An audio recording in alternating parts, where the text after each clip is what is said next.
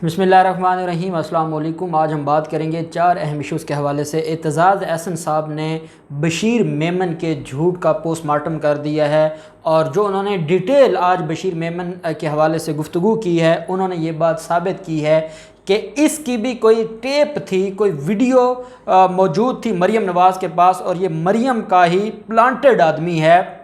और जो उसकी गुफ्तगू थी और माजी उसका क्या था बशीर मेमन का, एतज़ाज़ एहसन साहब ने खुलकर बता दिया। वो डिटेल्स मैं आपके साथ शेयर करूंगा। और उसके बाद भी अगर कोई मुहिब्बे वतन पाकिस्तानी को बशीर मेमन में की बात में सच नज़र आता है तो शायद उसको कोई और प्रॉब्लम हो, क्योंकि सारा जो माजी है उसका वो खुलकर बता दिया है। दूसरी तरफ 4-5 वाक़यात हैं जो यके बाद दीगरे हो रहे हैं।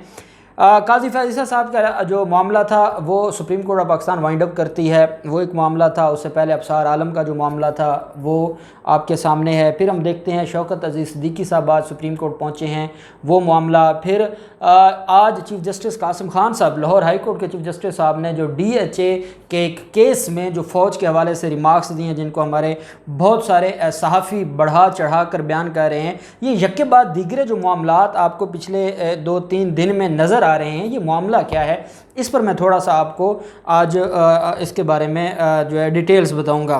पहले हम देख लेते हैं जस्टिस शौकत अजीज़ सिद्दीकी का मामला। आप जानते हैं शौकत अजीज़ सिद्दीकी को सुप्रीम जुडिशल काउंसिल ने बरतरफ़ किया था। उसके बाद उन्होंने भी काजी फैज़ साहब के बाद इस मामले को चैलेंज किया था। उनका मामला पेंडिंग है और आज उन्होंने एक दरख्वास्त फ़ाइल की है कि मैंने 30 जून को रिटायर हो जाना है, इसलिए 30 जून से पहले मेरी दरख्वास्त को डिसाइड किया जाए।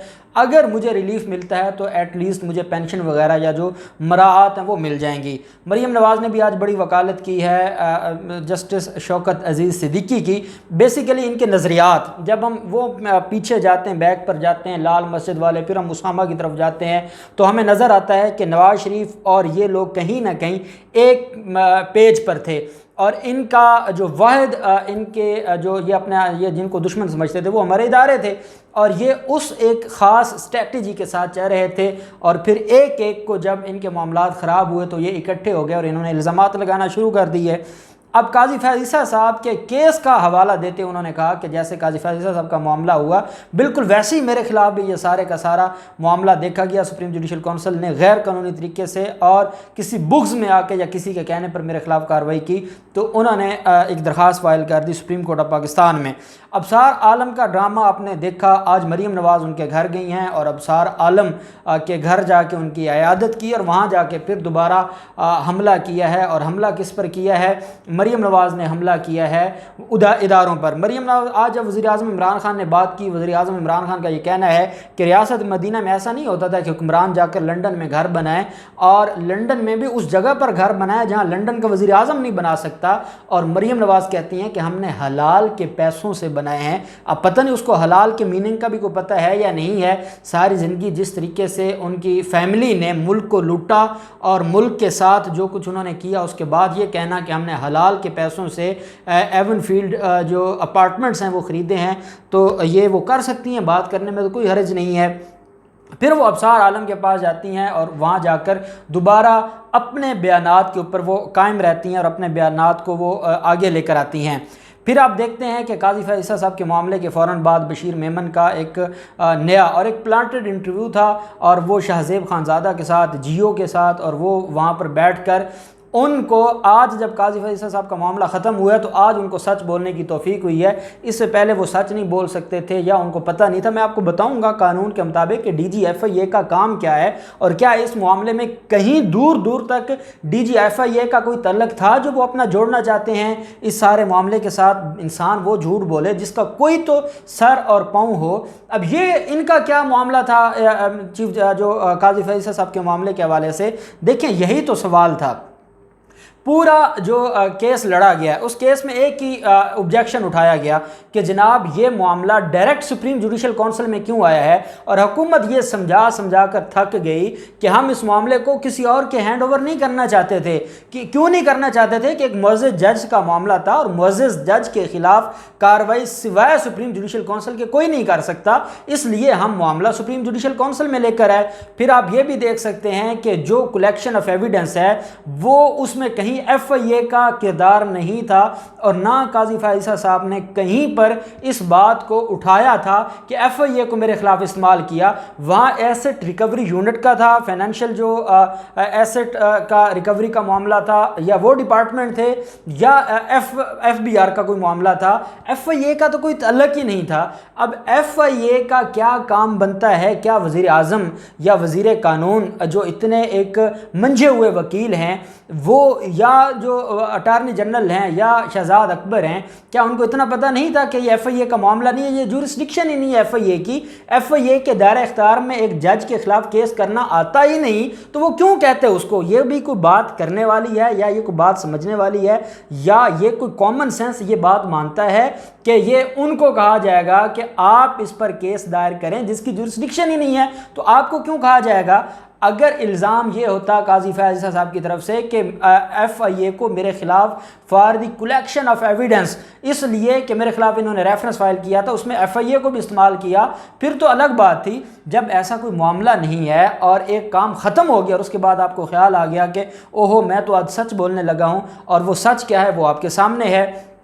उसमें जो उनको नोटिस उन्होंने भेज दिया, शहजाद अकबर ने भी 50 करोड़ हर्जाने का नोटिस भेज दिया है। साथ बैरिस्टर फ़रोग नसीम साहब का ये कहना है कि मैं उनको नोटिस भी भेजूंगा और मैं उनसे हर्जाना भी लूँगा, जितना बड़ा उन्होंने झूठ बोला है। और पता नहीं, मुझे नहीं लगता कि इतने एक नॉनसेंस आदमी कैसे इतने बड़े ओहदे पर बैठा रहा और वो कैसे काम करता रहा कि वो इस हद तक इमेच्योर हो सकता है कि वो बात कर रहा है जिस बात का कोई सिरे से वजूद ही नहीं है और जिसकी पॉसिबिलिटी ही नहीं है। लेकिन आप जानते हैं कि फिर मरियम नवाज़ ने और जियो जंग ने उसको उठाया। अब एतजाज़ अहसन साहब ने खुलकर इसके ऊपर बात की है। एतजाज़ अहसन साहब का ये कहना है कि ये शरीफाना स्क्रिप्ट पर बोल रहे थे। एतजाज़ अहसन साहब कहते हैं कि वो जो जुमले कह रहे थे, जितना वो तोते की तरह बोल रहे थे, कोई भी शख्स जब तक ये एक पूरा इसके पीछे कंस्पिरेटर ना बैठा हो, जब तक ये सारे का सारा जो मामला है इसके पीछे उसको सबक याद ना करवाया गया हो, कभी भी गवाह कैमरे के सामने या अदालत में ऐसी बात नहीं करता कि उसको फर हर चीज़ याद हो और वो इतनी रवानी के साथ बात करे कि उसने कोई सबक याद किया हुआ है। एतजाज़ अहसन साहब कहते हैं मैं नहीं मानता। उन्होंने कहा कि जब मामला आया था जो जज अरशद मलिक का, जज अरशद मलिक के वक्त मरियम नवाज़ ने कहा था मेरे पास और भी टेप रिकॉर्ड मौजूद हैं। वो जो टेप रिकॉर्ड थे, ये मरियम बार बार कहती थी कि मेरे पास और भी सबूत हैं, तो ये इसी तरह के ही बयान है मरियम के पास। और उन्होंने कहा कि मुझे लगता है कि कहीं बशीर मेमन की भी कोई वीडियो तो नहीं है, कोई गैर अखलाकी वीडियो मरियम नवाज़ के पास कि जिसकी बुनियाद पर उसको ब्लैकमेल किया गया और ब्लैकमेल करके ये उनसे बयान लिया गया। वो कहते हैं कि मुझे लगता है कि इसकी भी कोई वीडियो है जिसकी बुनियाद पर उनको ब्लैकमेल किया जा रहा है। उनका यह भी कहना था कि जिस दिन जज अरशद मलिक की वीडियो आई, मैंने कहा था कि अगर ये वीडियो दुरुस्त है और इसमें कोई गड़बड़ नहीं है तो ये अगले दिन सुप्रीम कोर्ट जाएंगे और ये नवाज शरीफ को बरी करवा सकते हैं। लेकिन ये नहीं गए क्योंकि ये तीसरे हाथ में वीडियो नहीं देना चाहते थे, और वीडियो नहीं देना चाहते थे इस वजह से इन्होंने ये सारे का सारा ड्रामा रचाया और इस मामले पर वो आए और उन्होंने आकर ये जो झूठ बोला, लेकिन वो वीडियो आगे ना दी। क्यों ना दी? क्योंकि वो गड़बड़ थी। अब वो कहते हैं कि अगर इनके इल्ज़ामात पर इतने यकीन है तो ये तीन लोग, मरियम नवाज़, शहबाज शरीफ या शाहिद खाकान अब्बास, इन तीन में से कोई एक इस्तग़ासा फ़ाइल कर दे।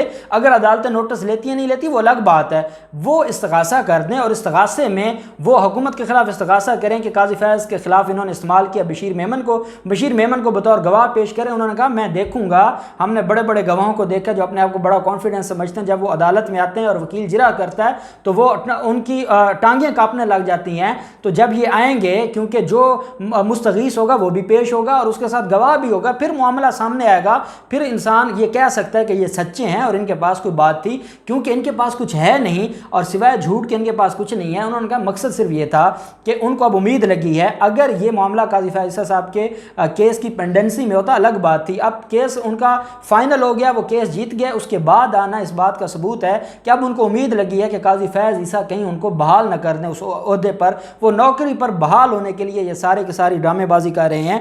और उन्होंने ये भी कहा कि ये सारा मरीम नवाज़ की तरफ से हुआ है, वो आज ही क्यों बोले हैं, बशीर मेमन के जो इल्ज़ामात हैं वो मुझे मोतबर नहीं लगते, ये भी कहना था एतजाज़ अहसन साहब का। और आखिर में उन्होंने कहा कि मैं इस वजह से भी कहता हूँ कि वो झूठ बोल रहे हैं कि जब वो कहते हैं कि मुझे ये कहा गया कि आप आसिफ जरदारी और खुर्शीद शाह के खिलाफ भी झूठे केस बनाएं, उन्होंने कहा कि वो 3 लोगों से, आसिफ जरदारी, फरियाल तालपुर और खुर्शीद शाह से इतना बुग़्ज़ रखते थे कि उनको ना भी कहा जाता तो वो उनके खिलाफ केस बनाते थे। और मैं खुद पेश होता था और मैं जब उनका बुग़्ज़ देखता था तो मैं हैरान होता था, कोई किसी से इतना बुग़्ज़ कैसे रख सकता है। तो इन 3 लोगों के लिए तो उनको कहने की ज़रूरत ही नहीं थी। उन्होंने कहा ये यहाँ से लग रहा है कि ये झूठ बोल रहे हैं कि उनके खिलाफ केसेस बनाने के लिए दबाव डाला गया, जिनके खिलाफ केस बनाने के लिए ये मौसूफ हर वक्त तैयार होते थे और इनको ज़रूरत नहीं थी किसी भी तरह से इस सारे मामले में पीछे रहने की। उन्होंने ये भी कहा कि अगर केस इन्होंने बनाने होते तो ये केस खुद बना सकते थे और इनको हदायत की भी ज़रूरत नहीं थी वज़ीर आज़म की या किसी की, क्योंकि इनके पास अथॉरिटी थी अगर होती